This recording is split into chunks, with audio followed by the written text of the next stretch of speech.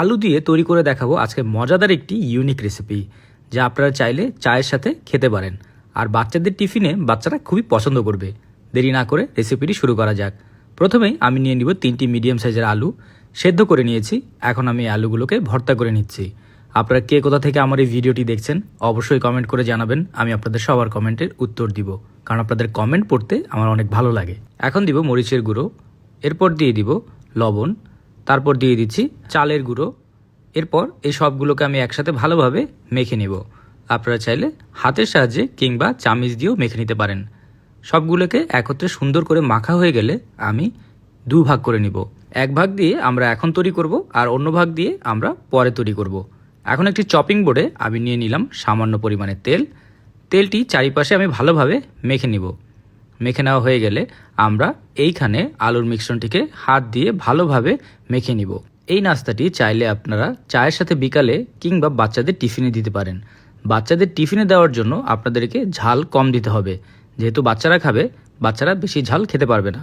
তো দেখতেই পাচ্ছেন এইভাবে লম্বালম্বি করে আমি একটি ছুরির সাহায্যে ছোট ছোট করে কেটে নিচ্ছি।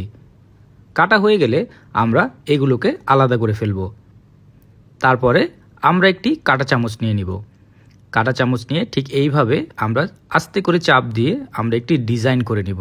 দেখতে পাচ্ছেন কি সুন্দর একটি ডিজাইন হয়ে গেল। এরপর আমরা এগুলোকে নিয়ে সামান্য ব্রেড ক্রাম্বসে গড়িয়ে নিব। তার আগে আমরা ব্রেড ক্রাম্বসের সাথে সামান্য মিক্স করে নিব শুকনা ধনিয়ার গুঁড়া। ভালোভাবে আমরা মিক্স করে নিব। মিক্স করা যখন হয়ে যাবে, একে একপাশে রেখে দিয়ে আমরা একটি বাটিতে নিয়ে নিব একটি ডিম। ডিমটিকে আমরা ভালোভাবে ফেটিয়ে নিব। তার আগে এর উপরে দিয়ে দিব আমরা সামান্য পরিমাণে পানি, লবণ। এরপর একে আমরা ভালোভাবে মিক্স করে নিব। তারপর এই ডিমের ভিতরে আমরা ভালোভাবে একে ডুবিয়ে নিব। দেখতেই পাচ্ছেন ঠিক এইভাবে ডিমের ভিতরে আমরা ভালোভাবে একে ডুবিয়ে নিব। তারপর আমরা ব্রেড ক্রাম্বসে একে গড়িয়ে নিব। আপনারা অনেকে জিজ্ঞেস করেন ব্রেড ক্রাম্বস কি? ব্রেড ক্রাম্বস হচ্ছে পাউরুটির গুঁড়ো। আপনার বাসায় যদি ব্রেড ক্রাম্বস না থাকে, সেক্ষেত্রে আপনি টোস্ট বিস্কুটকে গুঁড়ো করে ব্রেড ক্রাম্বসের মতো ব্যবহার করতে পারেন। আমরা ব্রেড ক্রাম্বস লাগানোর পরে আবার কাঁটা চামিচ দিয়ে সুন্দর করে ডিজাইনটিকে বসিয়ে দিব। হয়ে গেলে আমরা একে মিডিয়াম গরম তেলের উপর ছেড়ে দিব। অবশ্যই মিডিয়াম গরম তেল ব্যবহার করবেন, অতিরিক্ত গরম তেলে পুড়ে যেতে পারে। আস্তে আস্তে করে সবগুলোকে আমরা দিয়ে কিছুক্ষণ এক পাশ আমরা ভেজে নিব। হয়ে গেলে আমরা এগুলোকে উল্টে দিব। উল্টে আমরা অন্য পাশ ভাজা শুরু করব। আর আমরা ততক্ষণ পর্যন্তই ভাজবো যতক্ষণ পর্যন্ত এর গায়ের রং গোল্ডেন ব্রাউন কালার না হয়ে যায়। যখন দেখবেন এদের গায়ের রং গোল্ডেন ব্রাউন কালার হয়ে গেছে, বুঝতে হবে আমাদের ভাজা হয়ে গেছে। দেখতেই পাচ্ছেন কি সুন্দর রং চলে এসেছে। এখন আমরা এগুলোকে তুলে ফেলবো। তো তোলার আগে অবশ্যই এরকম একটি চামচ দিয়ে তুলবেন। তারপর সামান্য তেলগুলোকে ঝেড়ে নিতে হবে।